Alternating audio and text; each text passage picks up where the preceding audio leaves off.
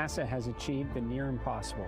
We set foot on the moon, landed rovers on Mars, launched telescopes to unlock the secrets of the universe, and began decades of continuous human presence on the International Space Station and delivered countless scientific discoveries along the way. But moments like those aren't accidents. They happen when we bring the best and brightest from across the nation, the capabilities from industry and our partners from all over the world, and choose to undertake and achieve the near impossible. And that's exactly what this moment demands of us once again. President Donald Trump's national space policy has given NASA a mandate and the resources to return to the moon, build a base, take the next giant leap, and expand American superiority in the ultimate high ground of space. And now it's upon us to execute, and to do so with the competence, the ownership, and the urgency of the world's most accomplished space agency. On March 24th, we're bringing together NASA leaders, our partners, international allies, members of Congress, and the administration for an event we're calling Ignition. The future of American leadership in space can only be achieved with alignment across government, industry, our more than 60 Artemis Accords partners, and the greater space-loving community. Ignition is about more than setting direction. It's about undertaking grand, world-changing endeavors and actually achieving them. This is the moment we reject the status quo, challenge what is broken, embrace what worked on July 20th, 1969, and reject what stands in the way of extraordinary outcomes. NASA is leading the greatest adventure in human history, and it's only just begun. It's time to start believing again.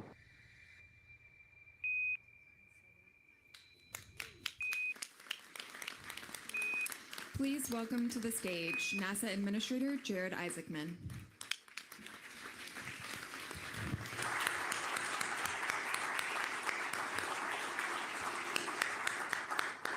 Good morning, everyone. So we are calling today's event Ignition because it represents the start of a transformative journey for NASA. I'd like to begin by thanking the leadership of President Trump for providing NASA the tools and policy to execute on our world-changing mission. I also wish to acknowledge the coalition assembled here today. We have a bipartisan mix of members of Congress and staff from authorization and appropriation committees who have provided the direction and the resources. We have 35 international partner nations here, including ambassadors, ministers, and leaders of several space agencies who have worked alongside the United States in space for decades and will continue to do so on the journey ahead. And we have leaders from the most capable space industry in the world. NASA never undertakes these grand endeavors alone. The presence of all of you here today sends a very powerful message about what we intend to accomplish together. Now, in the few short months since I began this role, we have moved very quickly.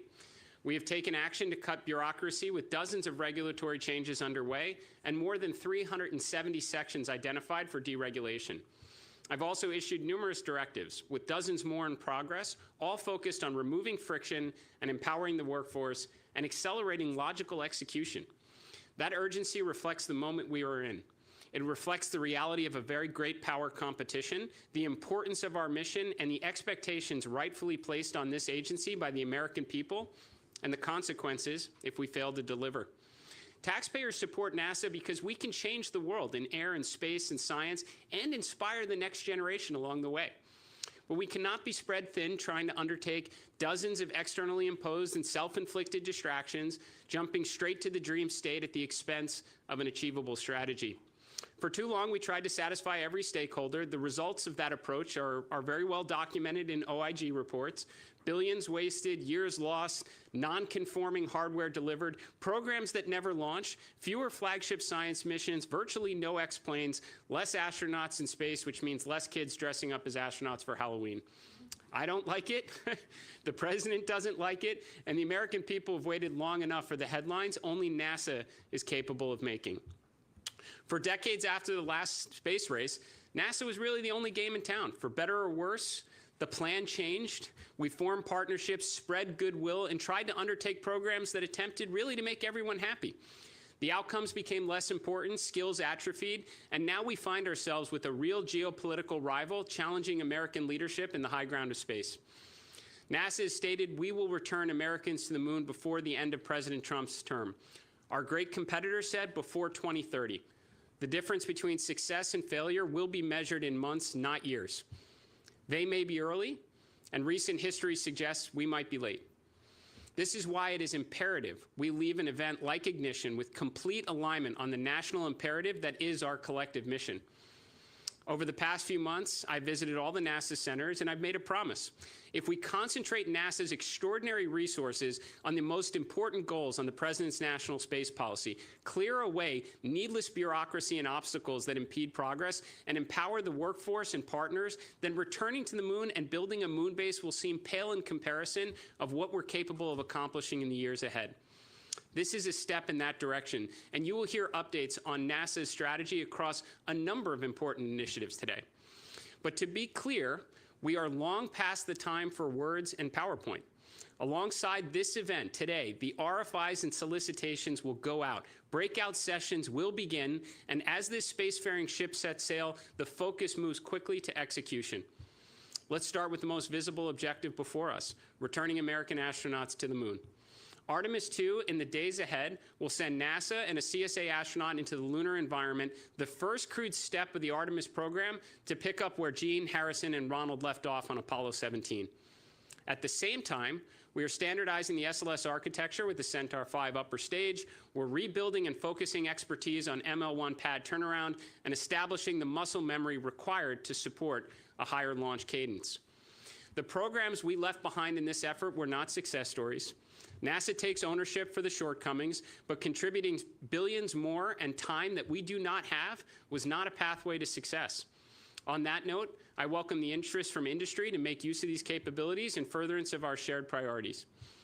As we move forward, we intend to launch Artemis III in 2027 to test the integrated operations of Orion and one or both lunar landers in Earth orbit. What we learn from that mission will ideally give us the confidence to begin lunar landing attempts starting with Artemis IV in 2028. I'm pleased with the proposals from both SpaceX and Blue Origin to accelerate progress on their landers. As I've told both of our valued partners, alongside Axiom on the EVA suit development, NASA's here to help, to provide expertise, to clear obstacles, to challenge requirements where appropriate, and do all we can to enable our partners to be successful. Should we fail, and should we look on as our rivals achieve their lunar goals ahead of our own, we are not going to celebrate our adherence to excess requirements, policy, or bureaucratic process. This revised, step-by-step approach to learn, to build muscle memory, to bring down risk and gain confidence is exactly how NASA achieved the near impossible in the 1960s. But this time, the goal is not flags and footprints. This time, the goal is to stay. Today, we are providing a demand signal for frequent crewed missions well beyond Artemis V. We intend to work with no fewer than 2 launch providers with the aim of crewed landings every 6 months with additional opportunities for new entrants in the years ahead. America will never again give up the moon. That brings us to the next step, building the moon base. It should not really surprise anyone that we are pausing Gateway in its current form and focusing on infrastructure that supports sustained operations on the lunar surface. Despite some of the very real hardware and schedule challenges, we can repurpose equipment and international partner commitments to support surface and other program objectives. It's worth pointing out that shifting NASA workforce priority to the surface, which has lots of advantages for safety, tech demonstration, and science, it's really the proving ground for future Mars initiatives, does not preclude revisiting the orbital outpost in the future. We will build the moon base in 3 phases. Phase 1 endeavors to support industry by moving from infrequent, bespoke efforts to a templated approach that will generate significant learning through experimentation. We will dramatically expand lunar landings through the CLIPS and the LTV program, delivering rovers, instruments, and technology payloads that test mobility, power systems, such as working with international partners and industry on the production of RUs and RTGs, communications, navigation, surface operations, and all the science payload that can be incorporated. Phase 2 transitions from experimentation to semi-habitable infrastructure and routine logistics with the aim of supporting regular astronaut operations on the surface. It's at this point we anticipate seeing the significant contributions from our great partners like JAXA's pressurized rover. Phase 3 takes advantage of the affordable mass-to-surface capabilities that cargo HLS will inevitably provide in the years ahead and enables the permanent infrastructure necessary to sustain a human presence, such as Italy's proposed habitation module. The moon base will not appear overnight. We will invest approximately $20 billion over the next 7 years and build it through dozens of missions, working together with commercial and international partners towards a deliberate and achievable plan. Just as there was Mercury and Gemini before Apollo, there will be an evolutionary path to building humanity's first permanent surface outpost beyond Earth. And we will take the world along with us as they follow along on the NASA Moon Base website and watch the assembly through lunar relay and observation satellites. At the same time, NASA will never give up its presence in low Earth orbit. The International Space Station has served humanity well, but it will not operate forever. The transition to commercial stations must be thoughtful and set up industry for success. Today, we will review a bit of the history of the International Space Station, NASA's understanding of the commercial market, the budget available to support the enormous undertaking, and the two potential options available to explore going forward. Now, regardless of the pathway, NASA will invest the limited budget available over the years to work with commercial providers to build the future of LEO presence, which includes maturing capabilities, expanding commercial opportunities through the PAM program, while creating an achievable glide path to commercially operated space stations. We will further signal demand for what we hope will be multiple crew and cargo transportation providers to support LEO requirements for decades into the future. Now, NASA cannot force an orbital economy to exist, but we will certainly do all we can to ignite one. Science and discovery remains at the heart of NASA's mission. Today we'll provide updates on exciting flagship efforts like Roman, Dragonfly, alongside new initiatives like Da Vinci, bonus scientific payloads on the Mars Telecommunications Network, and rideshares designed to expand the pace of discovery. Public-private partnerships will turn NASA into a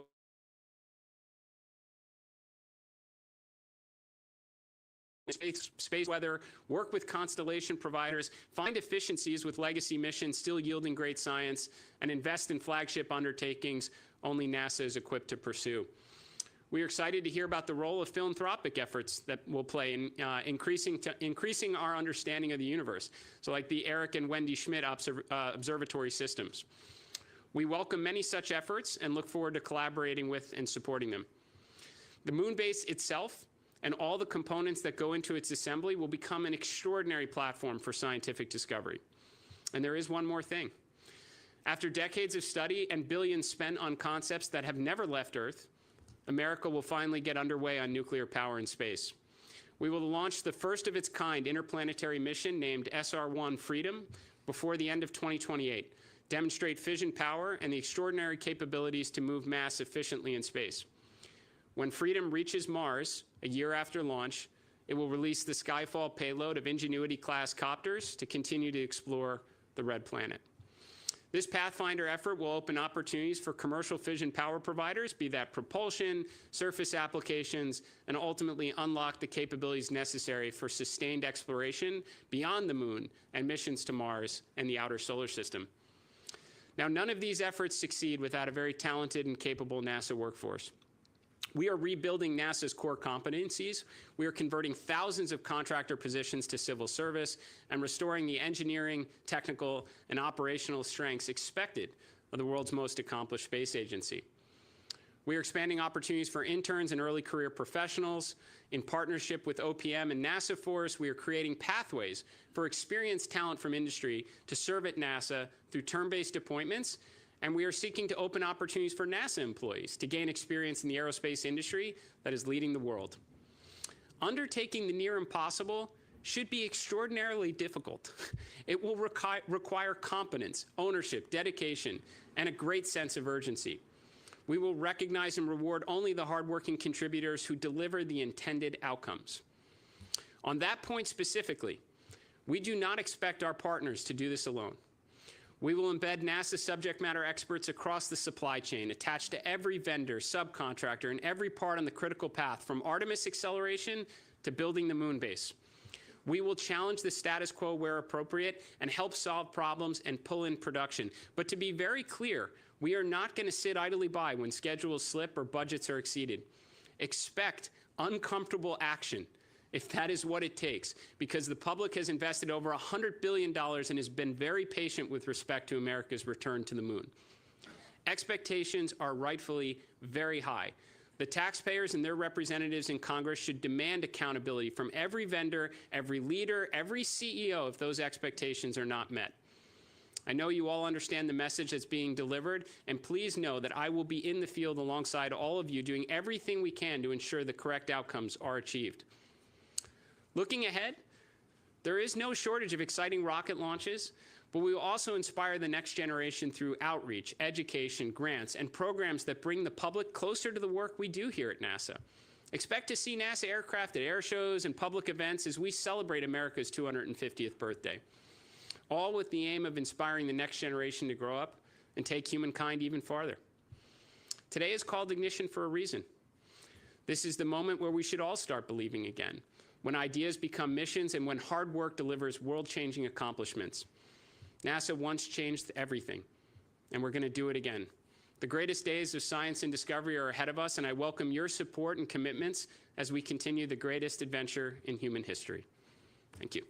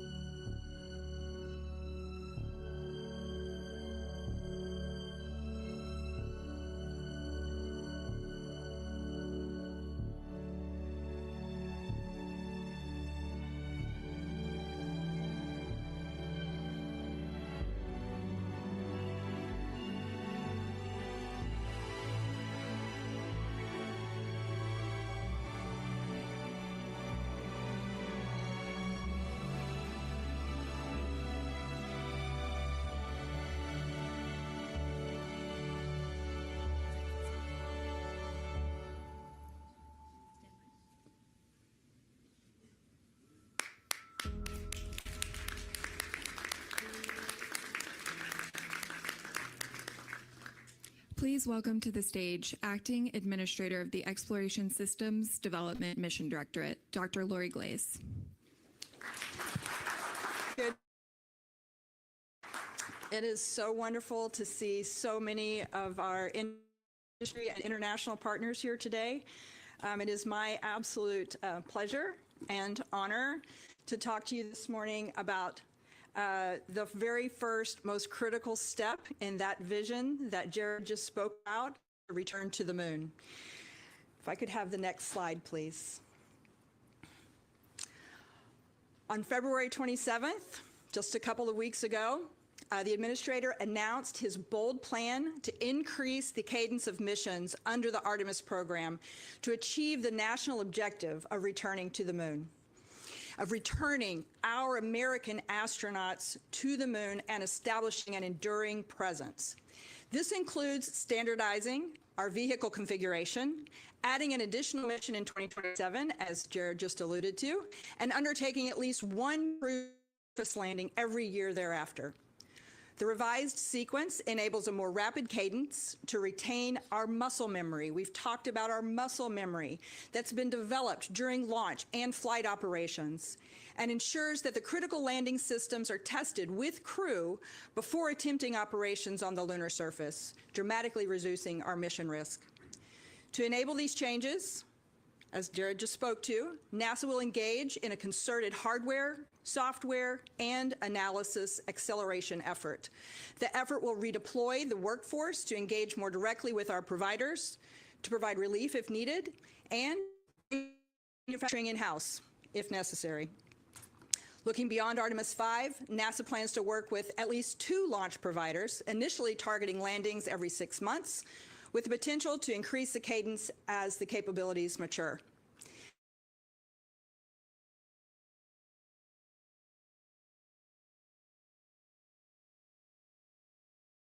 Information from our established commercial providers and new industry entrants to help shape NASA's long-term strategy to transition from government-driven missions to the commercially sustained lunar transportation ecosystem for Artemis 6 and beyond. If I could have the next slide, please. We're following the proven stepwise approach that was demonstrated by the Apollo missions to methodically reduce risk incrementally and increase the likelihood of mission success. If I could have the next slide. With Artemis, we're applying the same stepwise approach. Each step needs to be big enough to make progress, but not so big that we take unnecessary risks given and based on our previous learnings. In this model, Artemis 2, as we all are aware, will demonstrate Orion crewed operations, including critical tests of environmental control and life support systems, and manual spacecraft maneuvering as part of a proximity operations demonstration prior to the translunar injection. Artemis 3 is now being replanned as an Earth orbit test flight, demonstrating integrated launches with rendezvous and docking demonstrations with one or both of the lander providers. Artemis 4 will perform the first crewed landing in early 2028, and Artemis 5 is targeted later in 2028 to further accelerate towards establishing the lunar base. If I could have the next slide. I'm going to take a couple of moments to talk about Artemis 2. Near and dear, this is the very first critical step in the success of this plan. We've got to successfully complete Artemis 2. And I got a lot of great things to tell you about it. Next slide. Came to my realization over the last couple of days. I've been talking about launching on April 1st for a few weeks now. And then the last couple of days, I just kind of came to my mind, that's 1 week from tomorrow. 1 week. Yes. I can tell you, I was just out at the pad last Friday as we rolled the spacecraft back out to the pad. We've been tracking it day by day in the preparations leading up to launch. And I can tell you that as of this moment right now, there are no major issues that we're working. We are doing everything according to plan. We're following the plan. We'll be watching the weather very closely over the next week. We'll also be seeing that may go a little astray. We want to assure that our astronauts, our 3 American and Canadian crew, are all safe for this mission. We've already passed our final big review, the flight readiness review, on March 11th and 12th, so that milestone is behind us. And we are now, as I said, aiming for April 1st. The launch window extends from the 1st through the 6th, and there should be about 4 attempts possible within that 6-day period. If we can go to the next slide, thank you.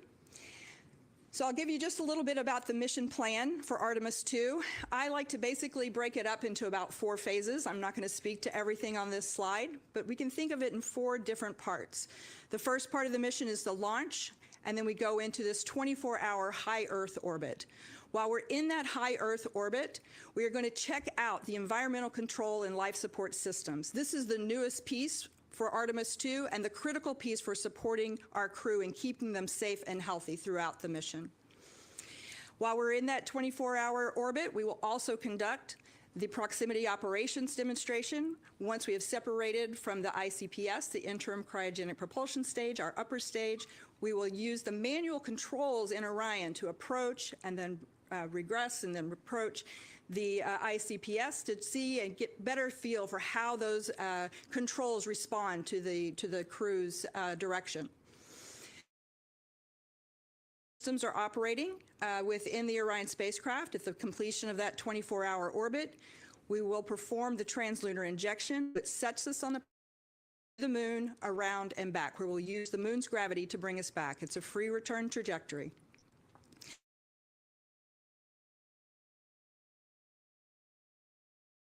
And we have the third phase, which is the lunar flyby, where we'll get to observe the far side of the moon and hopefully break the record, the Apollo record, for the farthest any human has ever flown to Earth. The final part of the mission is the re-entry to Earth's atmosphere and splashdown off the coast of San Diego in the Pacific Ocean. We'll work closely with our partners at the Department of War to recover the crew, bring them safely to shore, and return them to Johnson Space. I'm starting to get goosebumps. Please stay tuned and watch along with us over the coming week. And I hope to see many of you at the launch next week. If I could have the next slide. Oh, it's up already. Artemis III, as we mentioned, is now a new Earth orbit docking demonstration in 2027. And we're really excited about this mission. And I want to talk about all the preparations we've already made and how ready we are to execute on this mission in 2027. The hardware for Artemis III is very mature, and we're working to meet the 2027 launch readiness. As soon as we complete the launch of Artemis II, we will assess the condition of the mobile launch pad. We made significant changes to ruggedize the mobile launcher following Artemis I, and so we anticipate the ability to turn the pad around very quickly and begin preparations for stacking of the Artemis III rocket. The Space Launch System hardware, the rocket hardware, most of it, a lot of it's already at Kennedy Space Center. We'll have a lot more of it there very, very soon. The interim cryogenic propulsion stage, the ICPS, is ready. We may need it for Artemis III. We may save it for Artemis IV. The boosters, the solid rocket boosters, have been ready for a while. They were just waiting for space in the vehicle assembly building. We anticipate shipping those and receiving them at KSC in April, later in April. The engine section for the core stage for Artemis III is already in the vehicle assembly building undergoing integration work. The RS-25 engines are ready and they're shipping in April.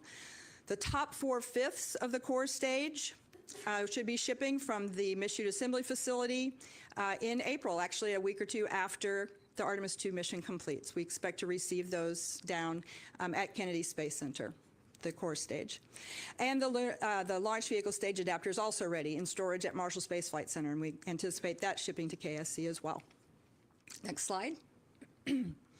Our Orion team is also working hard to meet the challenge of a 2027 launch. All elements are already at the Neil Armstrong Operations and Checkout Building at Kennedy Space Center, and significant progress is already underway. The Orion service module is in testing and checkout, making great progress. The heat shield that you see in the middle here has completed its fabrication and assembly, and it's in its final preparations to be ready to be integrated into the Orion crew module. The service module is also being integrated and tested. So we've got the service module, the crew module, we've got all the piece parts. We are in that integration stage. The next slide, please. Of course, in order to perform this important docking demonstration, we are going to partner closely with both of our human landing system providers.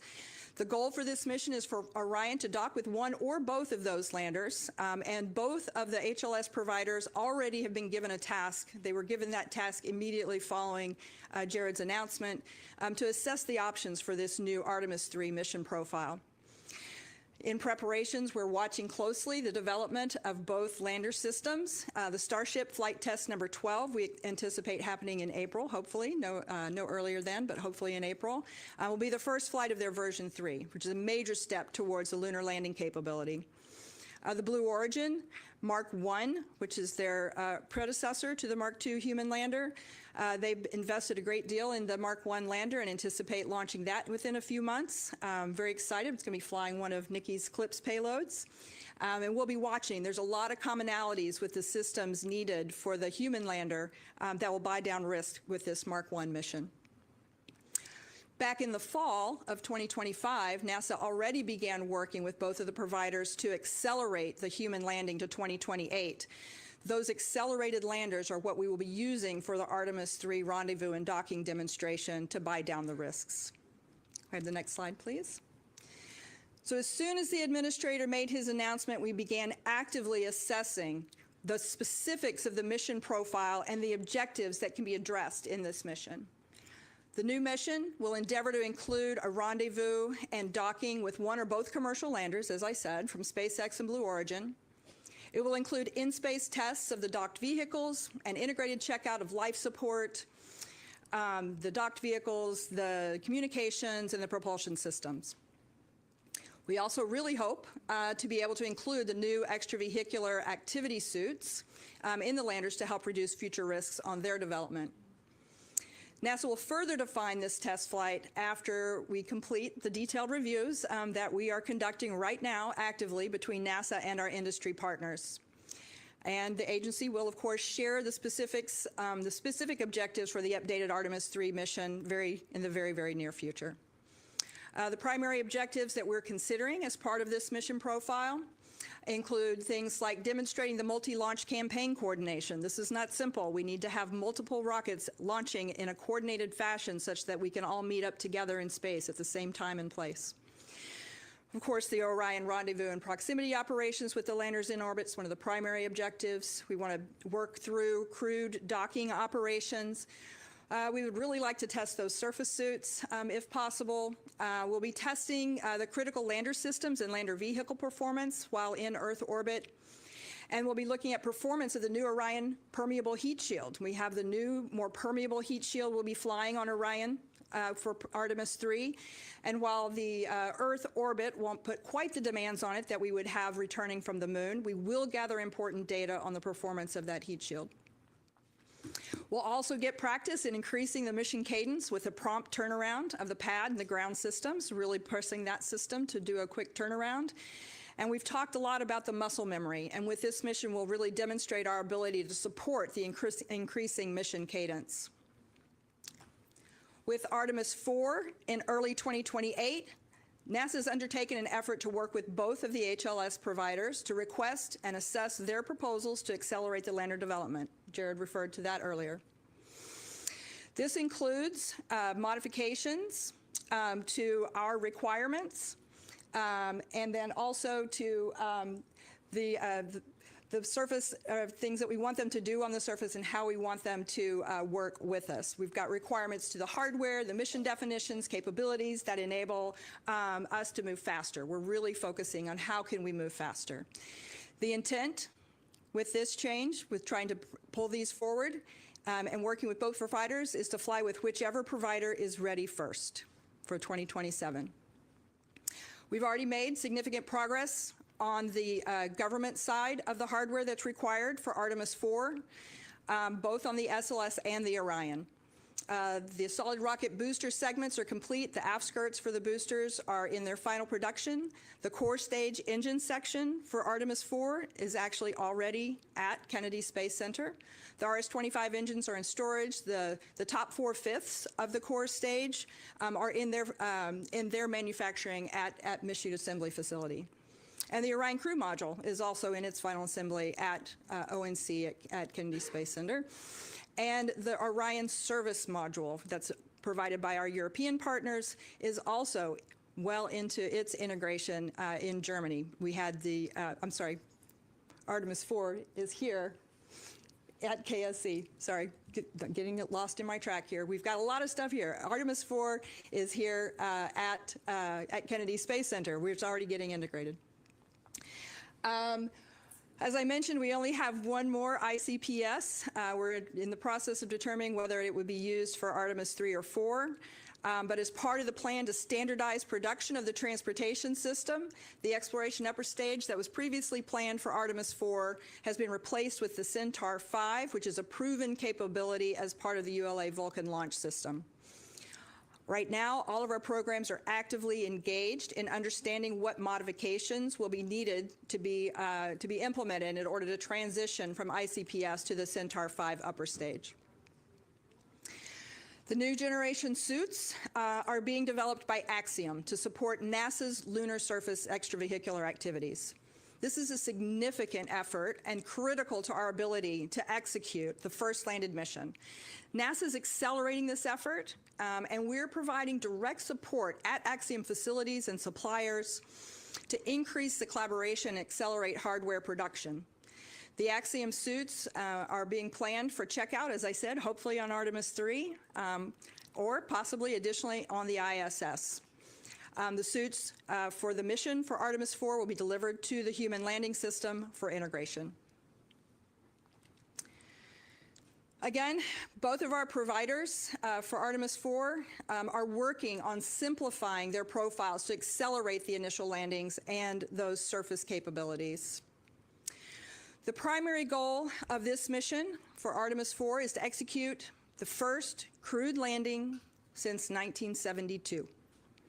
While in orbit around the moon, the two crew will have two crew transfer from Orion to the commercial lander, and then which will safely transport those two crew to the surface of the moon, and then ultimately bring them back to rendezvous with Orion in lunar orbit. While they're on the moon, the two crew will demonstrate surface operations, including deployment of science instruments and conducting an integrated surface science campaign. Both of the providers are required to complete a successful uncrewed landing prior to carrying any of our crew. We've been looking and talking with both of the providers. SpaceX has been considering alternatives of their current Starship design, of the HLS Starship design, while implementing a more streamlined approach to try and speed things up and pull things forward. The Blue Origin approach implements existing capabilities that they have today as a stepping stone toward their eventual full capacity architecture. We've asked both teams for feedback. How can we help simplify these missions and how can we speed up the landing? And the overarching themes that we've heard from both SpaceX and Blue Origin were, first off, can we please avoid the near rectilinear halo orbit? Can we please avoid NRHO to help reduce the HLS workload, what's required of that system, and also improve lunar surface mission planning flexibility? We've also heard that simplifying the mission requirements for this initial mission while maintaining their long-term capability is also a strong desire. We want to simplify, but we also want to make sure we're building towards the future. So it's important to assure that whatever architecture we're using for Artemis 4 feeds forward to what's going to be needed in the future. In response to the feedback that we've received from SpaceX and Blue Origin, we are indicating, and we have indicated to both of them, that we are open to other non-NRHO lunar orbits. Some of these orbits could reduce our crew risk with abort opportunities that are available in hours versus up to a week if we were in NRHO parking orbit. It also opens up flexibility in surface mission planning, allowing us perhaps access to different sites on the surface or flexibility in the timing of when we land. The intent of offering alternate orbits is to balance the Orion and lander performance by parking closer to the moon and being able to have that more frequent or easier access. We're also looking at the surface requirements, trying to make them simple and sustainable. We're looking at more flexible surface planning that supports simplified interfaces, leading to accelerated development. We are, of course, also looking for maintaining that long-term capability. So the simplification of the requirements allows us to focus on achieving the near-term goals while also preserving the long-term goals through evolution of the lander capabilities to support our exploration goals. Looking forward in working with the providers and with our teams within NASA, we're very focused on looking at the cross-program and mission planning. There are critical Orion interfaces, and those interface definitions need to be updated. They require being updated to trying to understand what it means in these new parking orbits that are closer to the moon and different mission profiles. So we're in the process of assessing that all right now. Moving on to Artemis 5, which would be the second landed mission in late 2028, as we begin our preparations for a lunar base. There is significant hardware, again, already in development for Artemis 5. Orion Crew Module, European Service Module, this one is in Germany still, but we expect it to be delivered next fall. They're on an excellent yearly cadence of providing those service modules. We've got engines in production, boosters in productions, and the core stage already also in manufacturing. So I'd like to wrap up here. I just want to hope to close with the impression that you'll take away that we are enthusiastic and excited to execute on these accelerated timelines. The new Artemis 3 mission standardizes the architecture and will reduce risks ahead of the first lunar landing. We have the hardware, we have the skills, we have the capabilities to accelerate, and we know this administration is committed to removing any of the obstacles that are slowing us down. We're also prepared to advocate for increased supply chain criticality, and we're poised to deploy the NASA workforce to build components ourselves if necessary. We're already embedding NASA personnel at key contractors and suppliers as active, not passive, participants in the supply chain to assure that the key components that we need are not keeping us from landing on the moon first. Internally, we're in the process of building new analysis tools that provide us insight and real-time resolution of challenges across the entire Artemis enterprise. And to assure that we're all moving and working toward the common goal, the Administrator has invited the company leaders from each of our prime industry partners to brief him within the next few weeks on the actions they're taking to meet the accelerated schedule. As I noted at the beginning, we're signaling demand and dropping an RFI for 2 pathways for crewed missions to the moon beyond Artemis 5. The first step in this journey begins with the Artemis 2 launch on April 1st, when Reed, Victor, Christina, Jeremy embark on their historic journey around the moon. I hope you'll be watching. I hope you'll be watching very closely, hopefully from the Cape, as we lay the foundation for Artemis 3, 4, 5, and beyond. And as Administrator Isaacman has said repeatedly, we may not have captured full global attention yet, but I'm absolutely certain that as we embark on Artemis 2, 3, 4, and 5 in the coming years, we will captivate the world. We're honored to have you working alongside us to further world-changing science and discovery. Thank you. Please remain with us. We will be coming back after a brief 10-minute break.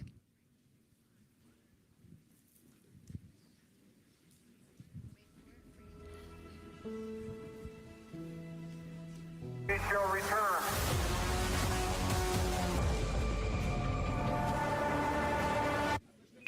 This is a live look. We will see things that no human has ever seen. We want to know what's out there just beyond the horizon. Amazing live views from the spacecraft. Coming back to Earth, say we were doing like 5 or 7 miles a second. Those are just not numbers that humans generally think about. We were always going to the moon. Pushing ourselves to explore is core to who we are. It's in our nature. That's a part of being a human. And lift off. 26 million pounds on the pad, 250,000 miles. Boosters have separated. When humanity sets big goals, we can accomplish extraordinary things.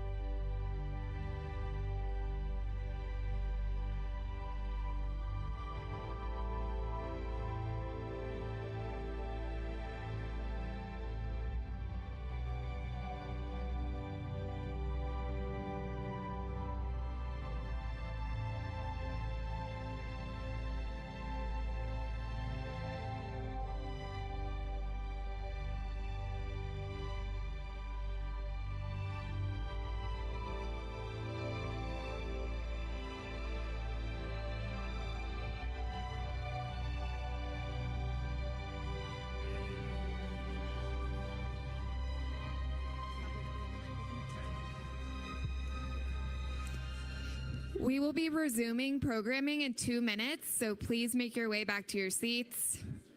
Again, we are resuming the program in 2 minutes, so please get back to your seats.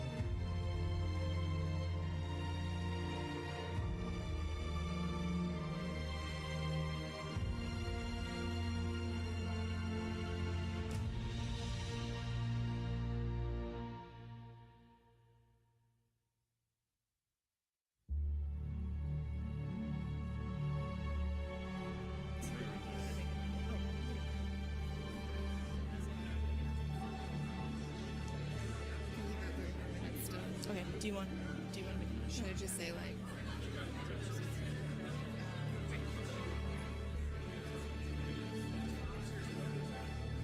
Again, reminder that we will be starting shortly, so if everybody could please take their seats.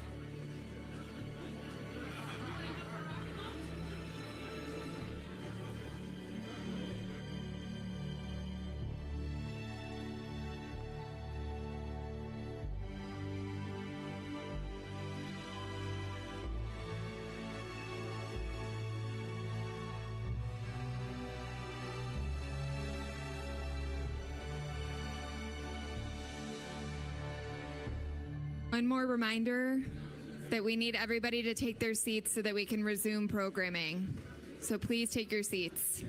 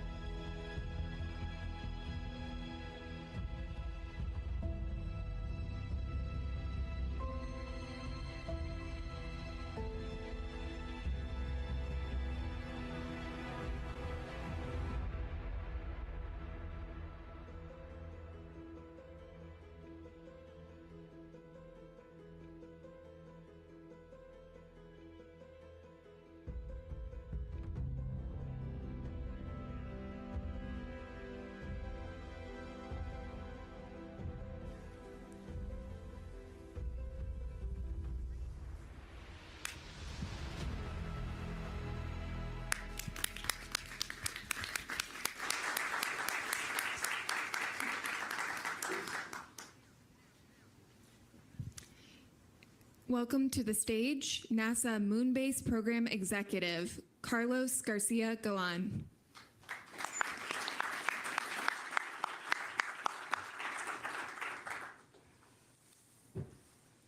Good morning, everybody. I'm Carlos Garcia Galan. I'm your Moon Base guy. The first thing I want to do, though, is I want to address the Gateway program. National space policy is prioritizing sending astronauts back to the lunar surface and also building an outpost on the moon. When we evaluated the current Gateway architecture, which is focused on building an orbiting outpost, while that is still relevant for future exploration goals, is not required to accomplish our primary objectives. As a result, we're announcing today that NASA is pivoting the Gateway architecture to focus on building the moon base. We're going to focus the resources, the people, and all of our efforts on the surface and any orbital supporting elements to achieve that. There were other considerations that we assessed when making this decision. For example, the HLS providers and the performance penalties that we're incurring in trying to get to the orbit that we had selected for Gateway, and some other challenges that are still ahead of us with developing the modules and putting them in orbit. For example, right now we were projecting to achieve the first initial capability in 2030s. And as you're going to see today, we have a lot of things between now and then that we want to be focusing on. Consequently, we're going to be starting to work on evaluating what is it that we have today in terms of hardware, capabilities, facilities, and we're going to basically shift those to be focusing directly on what we're going to do on the surface of the moon. NASA, working together with our industry partners with Gateway and also our international partners, are going to be putting together options and concepts on how we take everything we got and we make it work for us towards building the moon base. Many facilities that we were using were already designed for an evolving architecture. with the orbiting outpost. So those will be easy to transition. For example, our laboratories that we were going to use for integration test verifications, we're going to be transitioning those. Also, we have significant amount of hardware in advanced state, like the power and propulsion element, which you're going to see later on today how we're going to transition that to meet one of our near-term objectives. In addition, the habitation and logistic outpost module, which is also being built here in the United States. There's many subsystems and components that potentially we could use in other habitation modules for the moon base. So all of that is just beginning today. We're going to do it together with our partners. And in addition to like hardware and facilities, the NASA Gateway team, it is going to pivot to also focusing on our objectives on the surface of the moon and some of the other things we're going to hear about today. Additionally, we're working with our international partners to basically make this transition together, figure out how we repurpose the partnerships that we have, and we go hand in hand in this transition, this pivot to the surface of the moon. Having said that, let's talk about the moon base. President Trump's vision for space exploration requires that we establish the initial elements of a lunar outpost by 2030. What you're looking at today is certainly not the initial elements. It's more of our vision of what it would look like in the future. So when you look at this picture, I'm going to ask you a few times today to transport yourselves to the future and to the lunar surface. When you look at this picture, it's very clear that to execute this vision, we're going to need to achieve the near impossible. But this is what we do. We're NASA. We're going to have to deploy systems in very high cadence that will survive extremes in temperature, illumination, and very complex and rugged terrain with very steep slopes. Everything that we're going to want to do in the moon, unfortunately, is hard to get to. So all of these things we're going to have to do together. And eventually support permanent astronaut habitation there, which is no small feat. We can only do this with a vibrant American industry base and our international partners. And in addition to that, we're going to leverage the entire might of the NASA workforce, from core competencies to facilities to our ingenuity, to make sure that this dream happens. We're going to ensure that American leadership remains in space and on Earth, leveraging, doing things that today seems like science fiction. It does look like science fiction, but guess what? We're planning to turn that into reality. And with your help, we're going to inspire the world in the process. But this picture of the moon is not going to show up overnight. That's not where we're going to end up. We're going to build it in phases. Phase one, which starts today, it's all about getting to the moon reliably, learning how to get there in high cadence, deploying assets in different areas of the moon where we think we may want to build this moon base. We're going to experiment with new technologies that we know we're going to need for future infrastructure development to support that permanent habitation. And we're going to actually start the infrastructure in this phase that goes from now to 2028. That infrastructure is going to start with constellations of communication satellites that can also do observation. Transitioning to phase two, which we estimate will start around 2029, we're going to think about establishing the infrastructure. So we've tested some new technologies. We're transitioning to actually establishing and laying out what we think are permanent elements of that infrastructure. And we're going to talk about this, but it includes power, surface communication, surface preparation, and mobility. And then once that's established, we're going to transition into achieving semi-permanent and permanent crew presence on the moon base. So that is going to include habitation modules and everything we need to keep the crews alive and enable them to do groundbreaking science and exploration on the surface of the moon. Go to the next chart, please. So the moon has a surface area about the size of the continent in Africa. Imagine, talking about why are we going back to the moon? Imagine sending 6 missions to Africa for short duration and saying, hey, we've explored, we've learned everything we need. We're going to start doing that again. The lunar South Pole, for example, it's about the size of the state of Virginia. So I think you can go one page up. Oh, there you go. We got it. This false color image that you see is the dramatic terrain that's in the lunar South Pole. The Shackleton crater, for example, is one of the areas where we're interested in going. That is double the depth of the Grand Canyon. I don't know if any of you have had the chance to hike the Grand Canyon. I have. So it's quite impressive, and we actually want to explore in the areas of the bottom. We're going to have to build systems that also provide power, mobility, and habitation around those places, and also consider lighting. Like you see today, some of these areas that are very interested for science and exploration are sometimes permanently shadowed or have significant length of shadow periods. So having systems there that can survive the temperature gradients that we're going to see and the lighting are going to be critical. Unlike the lunar equator, the ratio of sunlight can really widely change. And when the sun comes up, it's not like on Earth or different places on Earth where you see it just straight sunrise or the equator of the moon. Is going to basically hover in the horizon. So power systems and even communication having to go through those craters to work is going to be very challenging. So let's talk a little bit about phase one. Go one more slide. Phase one, these are the top-down objectives to establish the types of things we're going to need in the missions that I'm going to talk about in a minute. We want to achieve high-rate, reliable surface access, talked about that. Establish the ground truth for the moon-based landing sites. We have a ton of data from satellites, a little bit of data from rovers and other probes and landers we've sent, but there's nothing like going there and experiencing that environment that I was talking about, and prospecting and looking around. So we need to do that in phase one with a high rate of assets. We also need to test and experiment on the technologies that we think we're going to need. They're not a nice to have, they're a must have. We got to make sure that we understand how those are going to work in that environment. And we're going to host the first crewed mission to the South Pole in this phase. So if you're an astronaut, transport yourself back. If you look at the perimeter of the moon base, you're basically going to see, of course, your ride to the moon and back to Earth. You're going to see other landers that were there before you, and then several of other landers and rovers that we were using to achieve that high rate and that prospecting.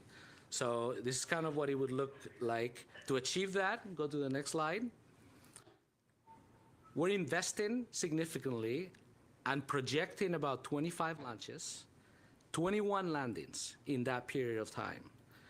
We're going to put about 4,000 kilograms of payloads on the surface. So the payload capacity is going to drastically change. We're hoping changing the paradigm of what we've been able to do on the moon. We're going to also deploy 2 lunar orbital comm satellite constellations to have reliable comm and observation. And then we're going to do technology demonstrations like radioisotope heating units, which are key to address some of the challenges we were talking about before. If you go to the next slide, these are just imposed on the picture some of the things that we're planning to do. I talked about the constellations that will give you navigation, comm, and observation. We're going to have drones on the moon, and I'm going to talk a little bit more about that later. Well, of course, we'll have the human landing system. We're going to use the CLIPS program that we have today, drastically expanding that to do that high cadence of landers. And then we're going to do a series of different demonstrations. And some of these key missions I'm going to talk about in more detail in a minute. But certainly the radioisotope heating units to survive the night, lunar terrain vehicles, rovers of different kinds, all of those are in our plans. Go to the next slide. I'm going to start talking a little bit about some of the key characteristics of the key assets that we want to put in there. So lunar terrain vehicles. These vehicles are about the size of a golf cart. There's 2 versions of them. One is going to be crewed, and one is going to be uncrewed. The crew version, of course, is going to allow the astronauts on an EVA suit to move around farther distances from their landing site, potentially going from the landing site to the areas where we're going to start setting up some of the elements of the moon base. And the uncrewed version, equally important, is where we're going to be able to do exploration and prospecting. We're going to put payloads on them, maybe some of the technology demos. Imagine perhaps a lunar terrain vehicle with an RHU attached to it, or maybe carrying something related to surface preparation to see what things work and what things don't. Can this thing, push a rock on the moon? Can we level Those type of things we're going to explore. And here you have some of the key characteristics, 500 kilograms. It can go up pretty steep slopes. 20 degrees doesn't seem like a lot, but if there's any cyclists here, you know that that's pretty impressive. Surviving 150 hours in the shadow and about a speed of about 10 kilometers per hour. Let's talk about the next one, lunar drones. We're calling this Moonfall. So I'm pretty excited about this one. This is built on the legacy of the Ingenuity helicopters on Mars. Obviously, we can't have helicopters on the moon, but we're going to take everything we learned from GNSS systems and the avionics, all of that, to build this. It's going to be used for site surveillance and terrain survey. We want to send this to places that are hard to reach, which is, you know, by the way, points where maybe are the ridges where we see more sunlight, or maybe are places where eventually we may want to put a lunar cellcom tower. So we're going to send them to do the prospecting, and potentially they could host a variety of payloads as well, like an RHU, for example, to further survive the night. Here's a video with some of the characteristics. So the drones themselves are going to be independent from each other. They're independent spacecraft. We'll bring them in and basically deploy them as the spacecraft is coming in. And each drone is going to be capable of basically several propulsive hops that can go about 50 kilometers each in total. And then it's about 150 seconds from launch to landing on each hop. And then eventually we'll place them in a place when we run out of fuel, where maybe they can, if they have something that allows them to survive the night and stay longer periods of time, we can leave them there and have a function, like maybe communications or something like that. Of course, everything we talk about is going to have pretty awesome cameras. The next one is that I want to talk about is communications and observation satellites. Communications is key. We can put all the assets we want, but if we cannot get their data back, or even look at prospecting from the top to see what things are doing, or bring you along for the ride, you know, we're going to get much lower value of that. So building a constellation of satellites, we're very, very used to this on Earth, as you know, GPS, communications anywhere in the world. We got to establish that on the moon as well. So we want to increase the throughput to about more than 500 megabits per second. We want to increase and establish a good amount of surface lengths to orbit lengths, and basically being able to communicate with our assets anytime we want. We're also going to start establishing protocols. So, I mean, all the stuff we're going to put on the moon, we want to make sure that it's, you know, standard. And even though the initial set may not have those requirements, we want to test some stuff in phase 1. So maybe by phase 2 or 3, we can deploy those protocols and have a unified comm system on the moon as we develop other capabilities. If you go to the next one, another one I'm excited about, the Viper rover. Viper is also another golf cart size rover. It's built, it's tested, it's ready for a ride, and now we're going to give it one. It's going to go in the Blue Origin lander, serial number 2, which is scheduled to go to the lunar South Pole by 2027. What it's used for is going to map the water and volatiles from lunar resource prospecting. And these are critical for some of the reasons why we want to go to the moon. Some of these areas that have permanent or semi-permanent shadows have things that are billions, volatiles that are billions of years old, and we're going to go after those things and to try to understand our universe, where we come from, our neighborhood, to say in a different way. So yeah, this rover is going to get deployed. It's going to help us do a lot of the prospecting and trying to find out where are the cool places to go do science on the moon. Next one, radioisotope demos. I talked a little bit about the lighting conditions on the South Pole, very challenging. So lighting, of course, is related to also the thermal environment that these assets are going to see on the moon. As a matter of fact, at the beginning, in phase 1, some of the things we put there are not going to last very long because of this very reason. So anything we can do to not rely necessarily on solar power and allow the assets to get heating and maybe some power is going to be golden for our ability to take that forward. So we're actually trying to incentivize any of the people that have landers. If you can find an RHU or anything related to that that works for your asset, bring it on, and we're gonna reward you for that. As a matter of fact, also, we're thinking of several things along this area, but I'm gonna talk about this later too. We're gonna put an RFI today, dropping it, for any ideas that you may have. We wanna hear them. So anything in this, related to this technology area is gonna be good. Basically, we want to put things that will help the lander survive more than 120 hours of continuous operations in darkness and be able to send signals back to Earth. Let's see. Let's go to the next chart. So all in all, this is phase one for you. It's very challenging timeline that we completely understand that, but as I show you in the first picture, we need to achieve the near impossible, so we cannot operate the way we've been talking and operating until now. We're committing about a $10 billion investment in these years through 2028. In 2026, we already have 2 missions planned to the South Pole using our CLIPS program that we're folding into the moon base. 2027, we're drastically increasing that mission cadence with 10 launches to put 9 landers. And all of this we're gonna do depending on what we get from solicitations, the stuff we have on the books today. So these numbers are obviously approximate. In 2028, we wanna maintain that cadence and potentially do 12 launches to put 10 landers on the surface, including the HLS provided landers for demos and of course to bring the crew for the first time. Go to the next chart. Okay, let's talk about phase 2. So, all right, we've learned how to get to the moon reliably. We've tested technologies. Now we're transitioning into, we're building the moon base. So we're laying out infrastructure to be able to support the habitation modules later. We're gonna drastically increase the CLIPS lander payload mass capacity to about 5 metric tons. We're gonna use some of also the heavy cargo landers, so there's a lot more than that coming, but from CLIPS perspective, we're wanting to increase the size of the landers and their ability to take cargo. We're gonna do technology demos to enable lunar permanence, and we're gonna, at this point, we would like to increase our crew visits to the moon base, doing it semi-annually, so 2 missions per year. Top objectives.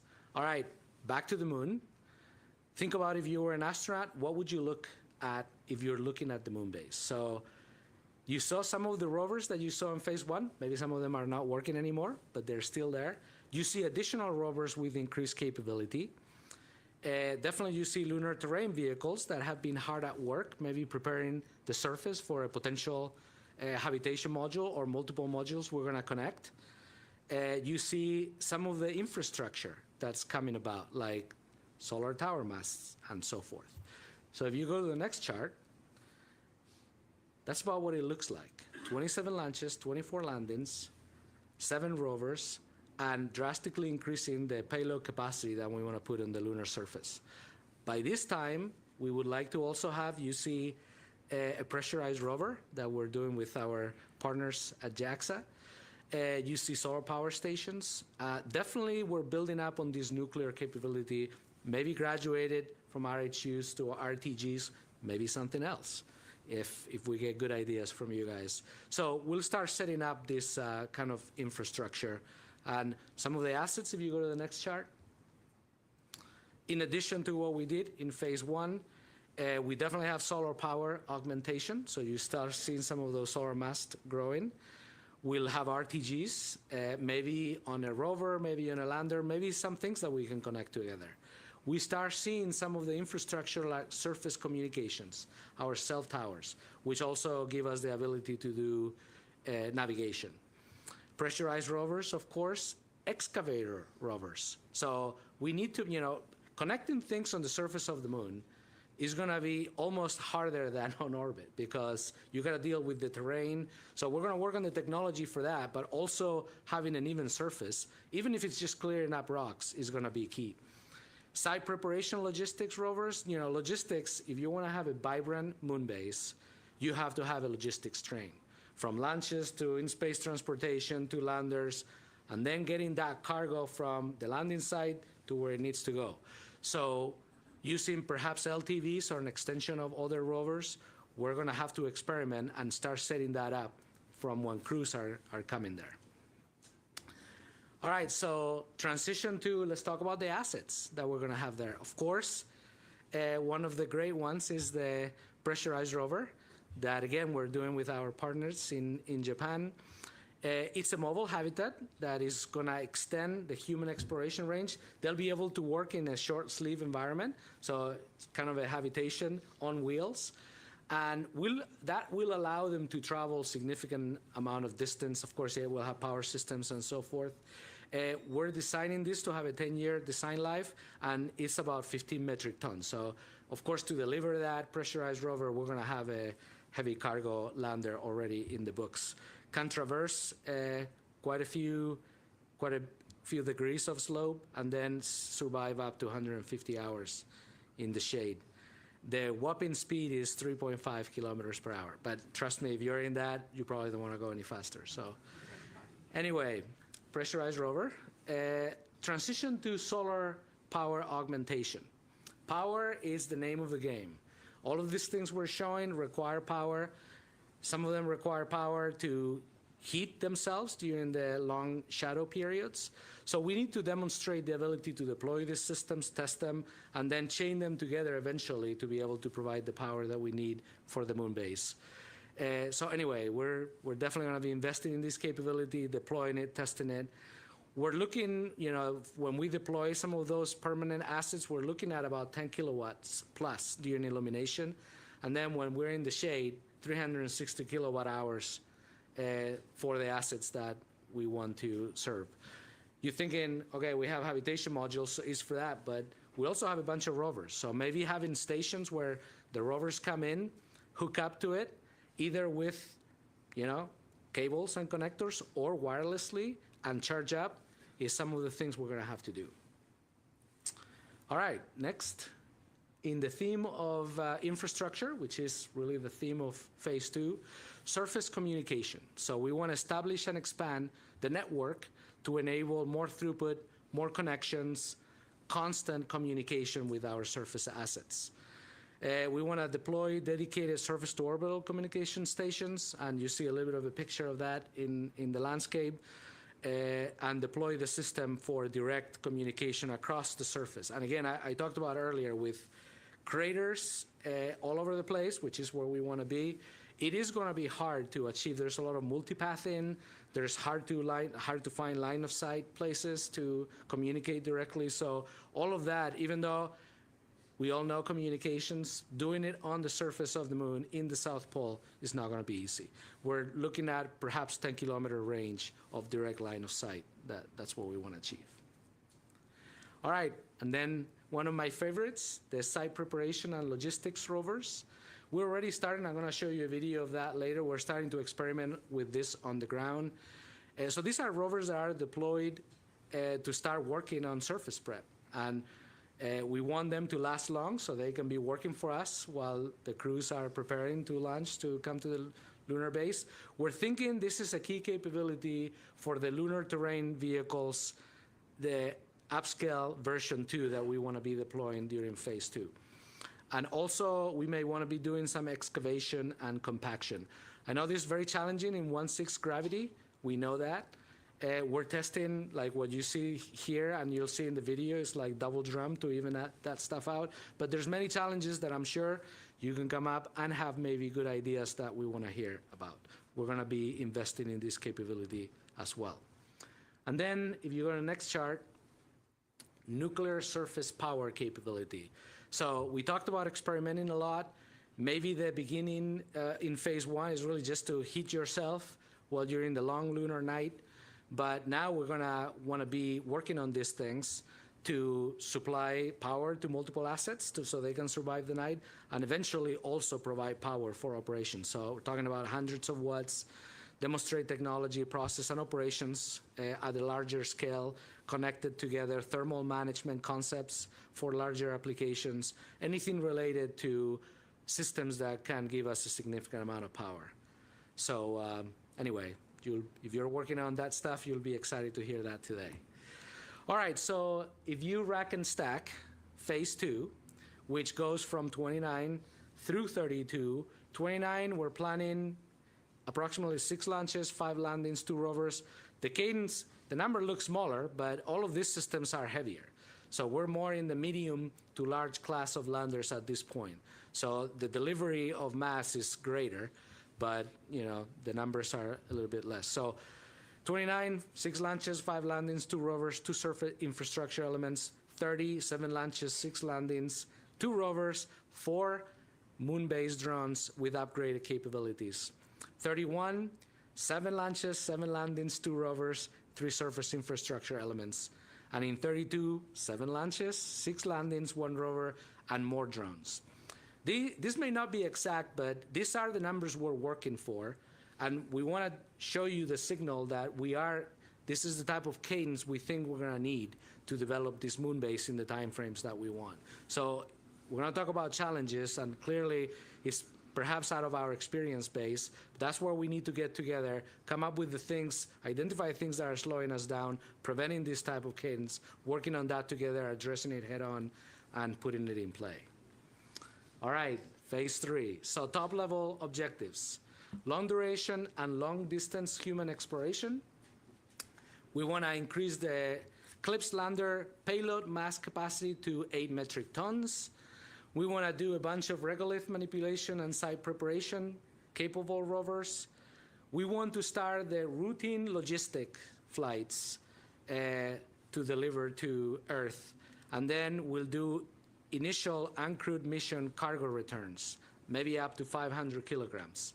So we start having a serious both ways train of logistics. Back to the moon. Just take a moment to really picture yourself in an astronaut suit, looking around and imagining what you would see there.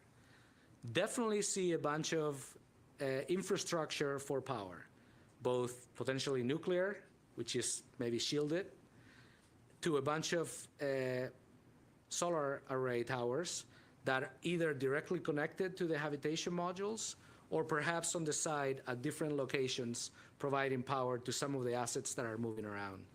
Pressurized rovers, advanced LTVs, and then different landing sites for human landings, cargo landings, and potentially launching cargo vehicles back to Earth with a bunch of moon regolith. This is kind of the stats. At this point, we're talking about 150,000 kilograms of payload on the surface when you account for all these things that we're talking about. One more chart. So again, some of the highlights that I've been talking about. Habitats, that's the highlight of the moon base in its end state, and what we're going to be focusing on phase 3. Logistics, can't talk enough about logistics and the need for that to do it reliably. We've learned anything we've done long duration, whether it's on Earth, low Earth orbit, we know we need logistics. So I mean, everything that has anything related to that. In situ manufacturing or resource utilization, we're going to start seeing some sites on the moon that are kind of like the industrial neighborhood, where we're trying some of that technology and also using it to actually keep the moon base growing and viable. We'll have different locations for habitats, and then widespread power distribution, and then we'll see an increase on communications as well, surface, and potentially we have additional constellations at this point.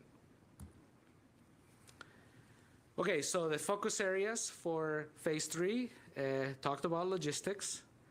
I won't impress that upon you anymore, but we're thinking about 8,000 kilograms of carriers, consumables, and other items. Some of the challenging stuff is going to be to go get the stuff from where it is and put it where it needs to be. So when the crews come, it's there for them. And what we know from doing permanent habitation in low Earth orbit, for the crews, that you need clothes, of course you need water, you need air.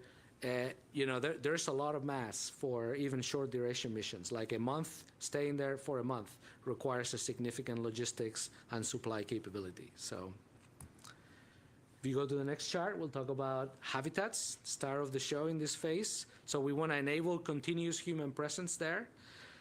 We potentially are looking at multiple locations.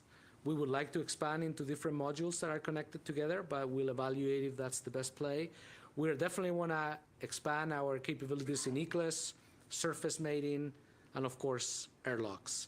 We are, we're going to be experimenting with this, and of course, the pressurized rover and the things we have already done with ISS, all touch on these things, but it's going to be the next layer of complexity when we try to go to the moon.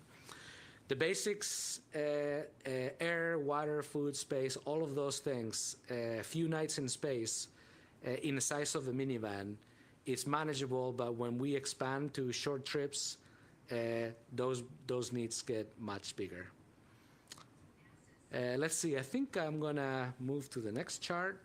Cargo return. So initial demo we'll do in phase 2, but here we wanna use it at full scale. So at phase 3, we wanna definitely increment and implement a capability of a mass goal of 500 kilograms sustainably. So here we'll put our science returns, critical hardware, and anything we can do to inspire the world will have a place in our cargo return missions. All right, and then the last one, I talked about this a little bit earlier, but in situ resource utilization and manufacturing as well. 3D printing with regolith on the surface of the moon is something that we should be striving to do. So we'll experiment a bunch, and then we can hopefully put this into play for phase 3. This is something, when we talk about moon to Mars, clearly when we get to Mars, we're gonna need some of this capability, and when you get there, it's gonna be tried and true and something you can rely and count on. So that's what we're gonna be learning on the moon, how to achieve that. Key commodities that we may extract from regolith, of course, oxygen, water in general, rare earth elements, hydrogen, all of those things we're gonna experiment with. Next chart. So here's the timeline for missions in phase 3. So another about $10 billion investment in this phase. We're currently planning for a capability to include 3 new habitats, including the multipurpose hub that we're already planning, 3 more rovers, 2 more surface comm nodes. By 2033, for example, we expecting to add 2 rovers and our first habitat and supporting logistics capabilities, 6 landers, over 7 launches. 2034, we'll add our next habitat and supporting logistics, more surface communications. 2035, 1 more rover, perhaps another habitat, supporting logistics, and a bunch of launches and landings. And then in 2036, potentially more habitation volume and all the things that come with that. In total, when you rack and stack the 3 phases, this is what you end up with. So it's pretty impressive, equally challenging. Remember, trying to achieve the near impossible here. And this is what's gonna take to accomplish this goal. So I'm not gonna rack and stack these numbers for you, but you have it there. You're gonna start getting your brain around it. All right, so the next chart, we talked about some of the things that we want to experiment on the moon. Of course, we can also do that on Earth. We've already started. So here's some videos of folks, NASA folks, and also some of our industry partners working in some of this technology, from rovers that can go up terrain, fuel transfer, regolith preparation, manufacturing, and all kinds of things, avionics, hardening. All of these things we're already investing in, and some of these things, surface mating and docking, some of these things are ready to go to get, they're just waiting for a ride and a lander to get to the lunar surface and basically showcase what they can do, and that's what we're gonna start with.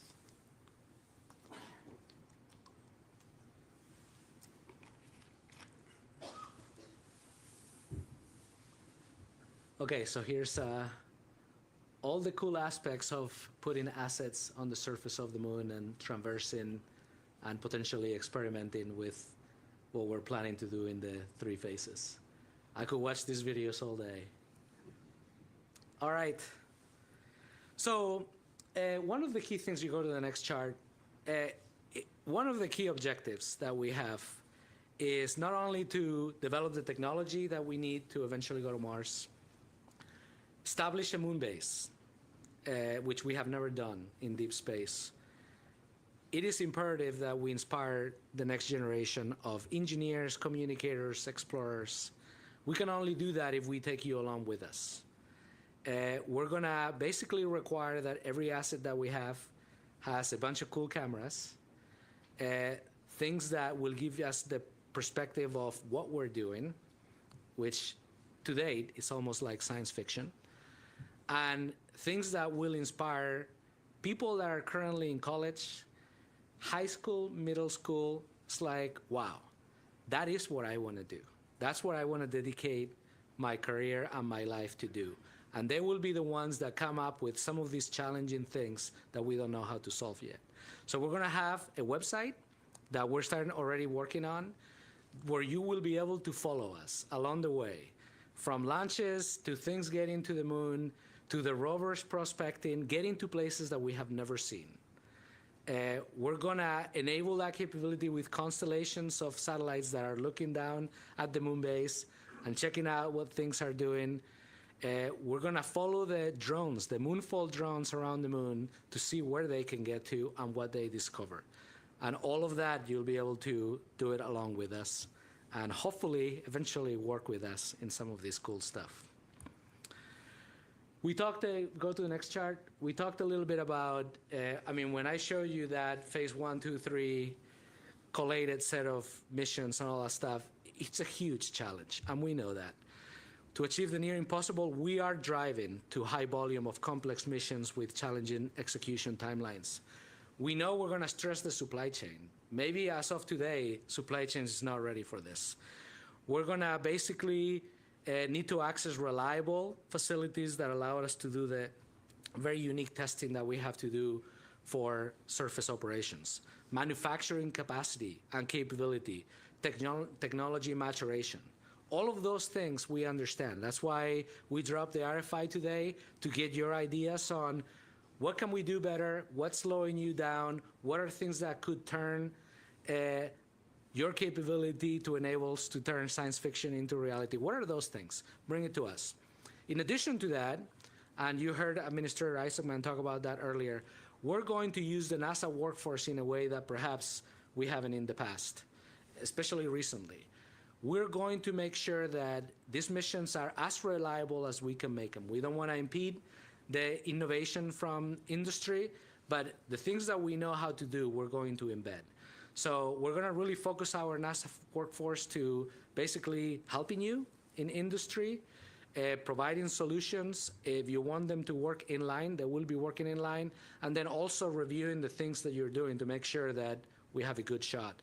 We're going to take a lot of shots on goal. We want to win a lot of games as well. So we're going to put that into play, as well as we're going to do a review of our facilities. Some of them have unique capabilities that nobody else has, and we want to put those, make those available for you so we can do this together. So again, we need your ideas. Drop them in the RFI. Okay, so we've talked a lot about what are we doing. Now we're going to talk a little bit about how we're doing it. So we basically structure this in different functional areas: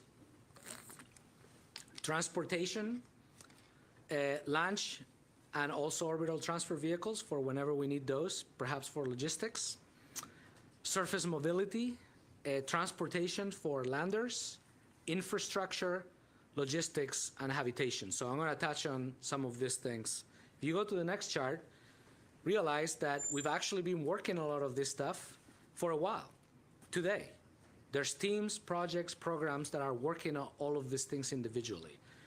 What we want to do, and this chart is not to project a future org or anything like that, the point we want to make here is that every asset, every kilogram, all the lunar exploration resources that we have are going to be focused on one thing, and that is to build the moon base. We're going to partner with our science teams to really think about what are the capabilities we need, what are we deploying, what's the science that should go with it, and put it all together. If If you go to the next chart, I'm going to basically step through some of these things. For launch and transportation, we're planning, you saw the launch cadence, which is pretty significant.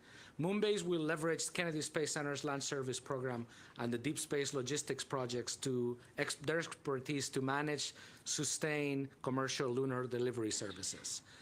Building from our reliable surface assets with access, which we're going to set up and starts in phase 1, we will manage a commercial mixed fleet strategy that enables diverse, flexible mission support, standardized delivery interfaces.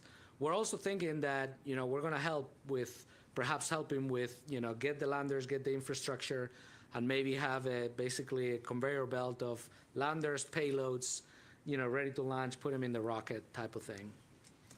Moving forward, of course, landers, key thing. Here's a picture of some of the things that we have been projecting through CLIPS and HLS, things we have today. Low mass, medium class, and heavy class landers. If you go to the next chart, the CLIPS program is one of the tools we're going to leverage pretty heavily. So originally, CLIPS was set up to enable low cost, more risk tolerant, lunar payload delivery opportunities, basically to incubate new US-led industry base to work on landers and capabilities to deploy them. What we want to do requires a lot more than that, so we're drastically expanding the CLIPS program. So the lander payload delivery capability is going to now go through phase 3, potentially beyond. We want to increase mission reliability, and that starts now. We're putting things in the contract updates that we're doing to allow you to leverage the NASA expertise for both inline work and also, us looking over things that that you're doing and areas where we can help. Also to increase the mission quantity and cadence. To achieve this goal, I'm gonna have some procurement charts also coming up, and we're gonna talk about extensively tomorrow, but we're gonna release 2 new requests for proposal for task orders to support phase 1. So it's taking what we have today with the current providers and expanding that. And then we're gonna structure a way in which you can leverage on the NASA workforce more than you could before. And then we're gonna release a follow-on CLIP solicitation to support phase 2 and 3, where we're gonna open up again and expand the pool of providers potentially that can bid on those things. So definitely a was-is for CLIPS, and hopefully you'll get to read the solicitations and the stuff we're putting out today and be excited to participate in this building the moon base with us. All right, large cargo landers, not gonna talk about much of this because this is already in play with the HLS program. So quite a bit of capability that it's in process of being available for, especially for phase 3, for phase 2 and 3 for us. Go to the next chart. Transportation elements. So we talked about the land services. We'll have new lander opportunities with the solicitations that we already talked about. And some of the CLIPS deliveries are kind of summarized here. And again, we'll focus on the details all of this tomorrow with open sessions and also closed sessions with existing providers. Next chart. Okay, infrastructure. So here's where we're going to talk about communications and also power. So I'm going to step through this. And in these charts, I'm going to talk a little bit about the evolution that we are looking for. So when we talk about communications, here's the different things we're going to have wholesale at the different phases. So phase 1, we talked about the constellation of COM with observation, and as a bonus, if we can get navigation, we'll strive for that. Then phase 2, you get to the definite navigation on the on-orbit constellations in addition to surface communication, and potentially we'll also entertain the possibility of doing an atomic clock demo. So eventually we can build up very reliable navigation system on the surface. So the evolution, if you go to the next chart, please. The evolution of this in phase 1, and I've talked through some of that, some of these capabilities already, but I wanted to kind of put it in a summary. So orbital comm, PNT, relay, deploy. We're going to deploy our initial 5 satellite constellation that's already in progress, and we're going to look to add a second constellation that's dissimilar to that. One of the things we want to do is get in there and put significant observation capabilities and start playing around with protocols that we can then count on in the future. Phase 2, we go to the surface for permanent surface cell towers, and then simultaneous support and comm from different assets. And then this is where we start building the navigation infrastructure. Phase 3, is the surface communications, expanded capability with standard protocols, and the same thing for navigation. Next chart is gonna dive into the surface power. So click one more, and of course we'll start with solar and regenerative fuel cell type of technologies. We will go into the RHU for heating some of our assets and RTG in phase 2. Definitely experiment in phase 1 as much as we can. This is a key infrastructure component. And then in phase 2 is when we're gonna actually start deploying and linking things together. And then the fission surface power program, it's scheduled to deliver something on phase 3 for more capacity and maybe more than one thing for the capacity that we'll need for the moon base. Next chart. Here's kind of the phase evolution of that. So deploying the assets for communications, that's an infrastructure thing we're gonna do in phase 1. Demo, nuclear and other things that will allow us to do the survive the night and long shadow periods. Then we transition into the deployment of the power infrastructure on phase 2, solar and nuclear, and then, completing that and distributing that to all the assets during phase 3. All right, mobility. There you go, one more chart. There you go. So this is the combination of all the mobility assets that we plan to have. So in phase 1, definitely a bunch of rovers of smaller size with different payloads and capabilities for prospecting and experimenting. We'll also have the lunar terrain vehicle. I'm going to talk a little bit about that in a minute, but we're going to change a little bit course on that, and basically we'll have incremental capability build up for the LTVs. So LTVs in phase 1, more capable LTVs in phase 2, and even better on phase 3. We're definitely looking for our international partners to also help in this area. This is a great opportunity. We're going to have definitely transportation capability by this point in phase 2. So looking for what are your ideas and capabilities that you want to deploy. And again, rovers, from having prospecting to surface prep to carrying logistics around, something we're going to need. Science rovers, of course, that's why we're going to the moon for, to do the groundbreaking science.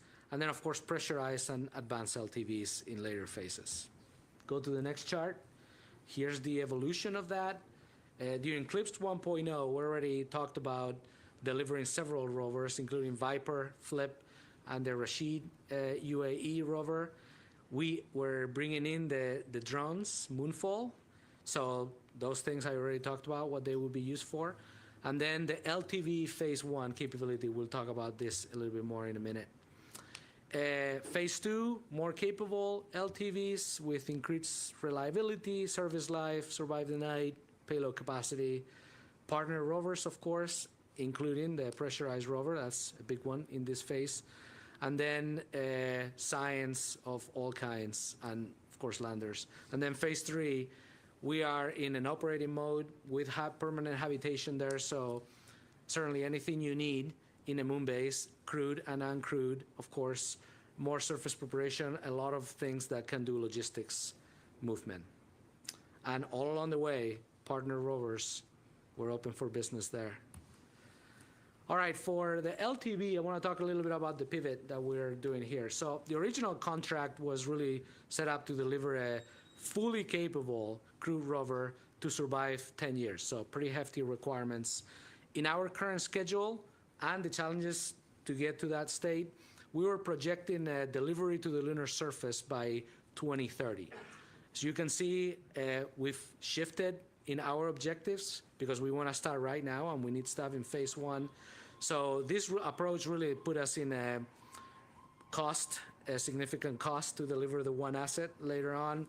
A lot of technical complexity to I have to address immediately instead of build up incrementally, and schedule put us in a kind of a no-fail solution space. If the rover was late or if it didn't pan out, didn't have the capabilities, by 2030 we're going to need that capability pretty significant. So we're pivoting. Okay, so anyway, what we're going to do is to enable basically gaining quicker access to crewed and uncrewed. We're going to change the procurement strategy for that and basically talk to our partners that we're already on board and talk about deploying, doing solicitations for much earlier, perhaps less capable rovers, and then incrementally build that. So we're changing the current contract today, and then we're going to put solicitations for phase 2 of that. And then eventually we absolutely predict the demand of that, where we have to deliver an LTV, every certain months for the duration of the moon base. So pretty exciting evolution where we're going to need a lot more capability, just a little bit of a change from where we are today. And this is what it looks like from a procurement strategy perspective. I'm not going to read that to you. And again, we'll have sessions on this tomorrow. Next chart. Okay, habitation and logistics. So you go to the next chart. In the picture of the moon base, this is what we're planning. Phase 1 is when we'll start really working on the technology development and trying out things for logistics deliveries. Phase 2, of course, we will have pressurized rover as a habitation kind of a demo and trial. And then phase 3 is where we get the habitats and then the cargo return. And here's the evolution of that. So phase 2 started deploying the logistics capabilities from 500 kilograms to 1.5 metric tons, demoing some of the things related to the logistics train, demo habitation with early capability and the press rovers, and then the buildup of that in phase 3. All in all, if you go to the next chart, in the next few months, this is what the procurement opportunities look like. From CLIPS 1.0, expanding that for science payloads as well. Starting CLIPS 2.0, it's coming up. We'll be awarding that in this year, in the summer. Rephasing LTV procurement the way we had designed it, and then the moon-based capabilities RFI, which we really hope you take a look at and give us your ideas, because you can see the next several years is going to be insane from the perspective of the amount of capability potentially we'll be able to put on the moon. So I hope that sends the signal to you that we want to work with you, we need you, we got to do this together. And we're starting with a significant investment to make that happen. And then, before I close out, I just want to reflect on the picture you're seeing and what that may mean. So starting today, we're building humanity's first deep space outpost. We will learn how to reliably get to the moon, build habitation, systems and infrastructure that allow us to conduct groundbreaking science. We will take you along with us and inspire the world for generations to come. We have to do this, just as we did with the Apollo program when we first got to the moon.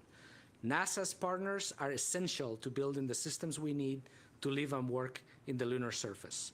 We're going back to the moon, we're going to stay there, and we invite you to help us build the moon base. Thank you.